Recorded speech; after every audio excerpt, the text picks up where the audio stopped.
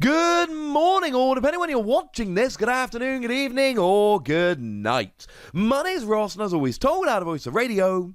So today, we need to look at a pair of cute little water Pokemon. And although we're focusing on the Stage 1, the basic here is kinda cool as well.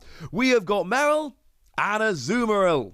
And it turns out I've been pronouncing Azumarril wrong for, well, pretty much the entire time. And to be fair, I'm probably still butchering it, but it is Azumarill. Azumarill. There we go. That's how it's pronounced. Anyway, that's not the most important thing. If we start off with Marill here, we've got a basic Pokemon and it's meant to evolve, so don't expect much in terms of the stats here. 50 HP, however, is absolute trash garbage. It is extremely low, and I'm genuinely, slightly offended. But we do have a retreat cost of 1, which is nice and low. Weakness to lightning, you've got 50 HP, don't worry about weakness. And you're a water Pokemon, so you are hitting weakness against stuff like Victini, which might end up being relevant. You can do a little bit of damage here, which is kind of cool. The first attack does 20 to one of your opponent's bench Pokemon for a single water energy, and I'm not in love with this, right? It's not absolutely terrible, because early in the game, popping 20 damage down somewhere can end up being the difference, and to be fair, that's what Jolteon V does. Yeah, when we looked at Jolteon V, I kind of trashed it for doing 20 to 1 Pokemon for a single energy, and I thought that was frankly a little bit insulting for a Pokemon V. Well, now we got a tiny little baby basic, and that is doing the same. I will say that Jolteon does it for a colorless, this is for a water, but yeah. I don't hate it on a Pokemon you're playing just to evolve. Also, while we're here, check out the amazing artwork. This is cool. I quite like it. Dropping 20 damage can be the difference. But really, let's roll! Yeah, that's the attack I'm excited about. 2 colorless energy. This attack does 60 damage for each of your benched Pokemon that have the Let's Roll attack. Now look, as it stands at the moment, and I've checked with the lovely Antoine Boulet about this, nothing but Marill here actually has Let's Roll. Which means if one of these is in the active, the best case scenario is that there are 3 on the bench and you're doing 60 damage for like a twin energy. Which is clearly not particularly good. However, if we get another Pokemon in the future with this attack, and now I've got my evolving basic that I'm only really playing to evolve, but now I can do 100 damage for a twin energy turn 1. And bearing in mind, if I go second on turn 1, I'm really just looking to evolve, so I'm not really planning on much. This will be a better attack. So, I kind of like it now, but it's just one I want you all to remember for the future. If we get another Pokemon with the Let's Roll attack, it could be genuinely good. But it is Azumarill that we are focusing on mostly here, and this one I like. What we've got is 120 HP. Also, I love the artwork in this as well. 120 HP isn't particularly good, because there's a lot of Pokemon that naturally do 120, and then, you know, we've got the constant threat of Rapid Strike Urshifu that does 120 to 2 Pokemon, so you really don't want to be sitting there on the bench where multiple Pokemon are being KO'd at the same time. That's not ideal. And you've got a retreat cost of 2, which is higher, but it does mean Air Balloon, so it's really not the end of the world. My rule is if you can free retreat with Air Balloon, it ain't too bad. Weakness to Lightning becomes slightly more relevant here, but honestly, Lightning's just not great after rotation, so I wouldn't worry too much. And you are a water Pokemon, so again, weakness on stuff like Victini. Now, we're not going to really spend much time on the second attack. Free energy, 90 damage, no. Basically, no. Triple Acceleration is rotating out pretty much as soon as this comes out. You can use Frostmoth to accelerate energy because you are a water Pokemon, and you can use Twin Energy with some other energy, but it's just not good enough. Now, to be fair, it will actually KO Victini V, so maybe there is some merit here. But honestly, I'm waiting for the time, and it might never happen, I know this, but I am waiting for the time we get another Pokemon with Let's Roll, so that I can do 100 for a Twin Energy on Marill. That's what I'm going for. And when that happens, yes. But this attack I don't particularly like. Fine in an emergency if hitting for weakness or whatever, but I'm not loving it. The first attack, however, 1 water energy, put up to 3 in any combination of Pokemon and supporter cards from your discard pile into your hand. Now, when I say I like this attack, what I mean is I imagine that some people will play it. Personally, I kind of despise it because it is going to be part of control decks, and those are the kind of decks that I very much dislike playing against.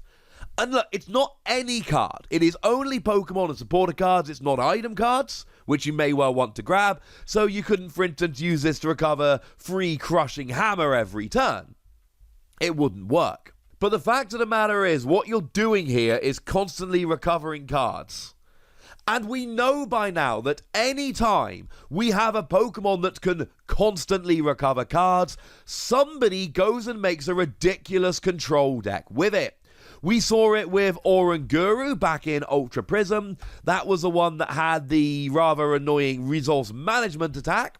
1 colorless energy, put 3 cards from your discard pile onto the bottom of your deck. And to be fair, again, you could use that with stuff like Crushing Hammer. That could get any cards back. This is more limited.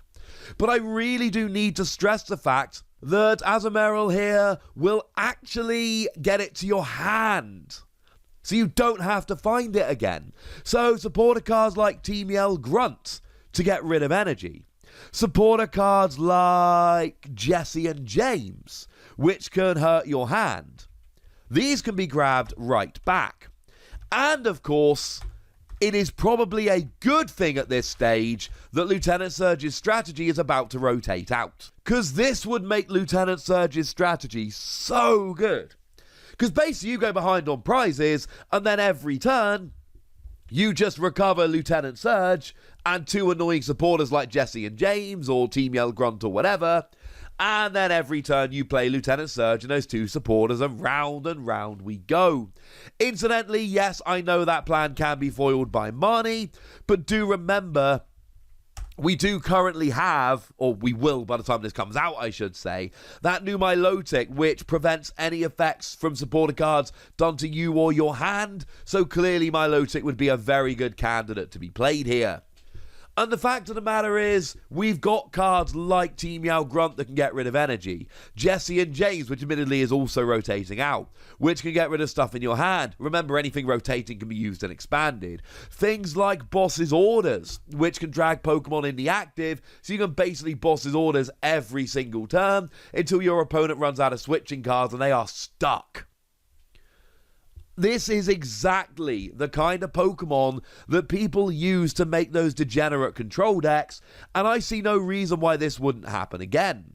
Now, at the moment, the control decks, and this makes me extremely happy, are actually being based around Excadrill, the one from Unified Minds, because with Oranguru gone, Excadrill's the best option. It shuffles 4 cards from your discard pile into your deck. Well, when Excadrill rotates out, this is probably going to be the best option left. And yeah, fine, it doesn't let you reuse stuff like Crushing Hammer, but that just means that the control players, and by their nature, whether you like control decks or not, control decks are very awkward to make and very awkward to play. So when you see high-level players playing these kind of decks, they are generally very good deck builders and very good players. And the reason for pointing this out is that it means they are going to be able to adapt. Okay, fine, I can only get Pokemon and supporters. Look at the ridiculous amount of stuff I can do. It's not a card for me. I ain't playing this card. And I'm sure I'm going to play against it a bunch. And I'm sure every time I play against it, I am going to be absolutely miserable. But I can absolutely see this seeing a whole bunch of play. It is also worth pointing out, like I say, one more time, when we look at this Marill here, it is a card with so much potential. And just because it's not realized now does not by any stretch of the imagination mean it won't in the future. Maybe this is just a one-off and it's designed to be 60 damage on a double colorless nice and early. Or a twin energy it is nowadays. But you know what? Maybe it will. And actually, while we're here, I need to just spend a bit more time on this Marill here. Yeah, I've not given it enough credit. Because remember, one of the absolute key numbers right now is 70. 70 will get support Pokemon like Jirachi or post-rotation Jirachi Amazing Rare, and it will get the majority of evolving Pokemon. And then techs like Galarian Zigzagoon that are not necessarily meant to evolve, but they're still really good and see a whole bunch of play. Now, you will need an extra 10 damage. That could be your own Galarian Zigzagoon, or it could be something along the lines of Vitality Band. But my point is, if you're playing a 4-4 line here, or 4-1 line, I suppose, but if you're playing 4 of the Marill here, and none of them are prized, and you go second, you can legitimately start reeling off some little KOs on turn 1 now. If we get another Let's Roll in the future, and this is the kind of thing that does tend to come back, it could be even better. Keep this one in mind. As a pair, I don't know, 4 Wussies. These are really hard cards to figure out. Because I could see Marill being a brilliant option for donking, as well as just a great bonus. And I could see Azumarill here just being a really good control deck, or I can see both of them being completely overblown and terrible. So I don't know, 4 Wussies, yell at me in the comments if you think I'm being dumb. Speaking of which, let me know what you think about these cards in the comment section. Go nuts! Be nice! And then make sure you like this video, subscribe to this channel, follow me on Twitter at @TheWassie, and Twitch for some live action at twitch.tv/PTCG Radio. If you want to support the channel, get some bonus podcasts and all that good stuff, head on over to patreon.com/PTCG Radio, where you can do exactly that. But by far the most important thing as always, look after yourselves till next time, would ya? Thank you very much for watching. My name's Ross, and you've been watching PTCG Radio.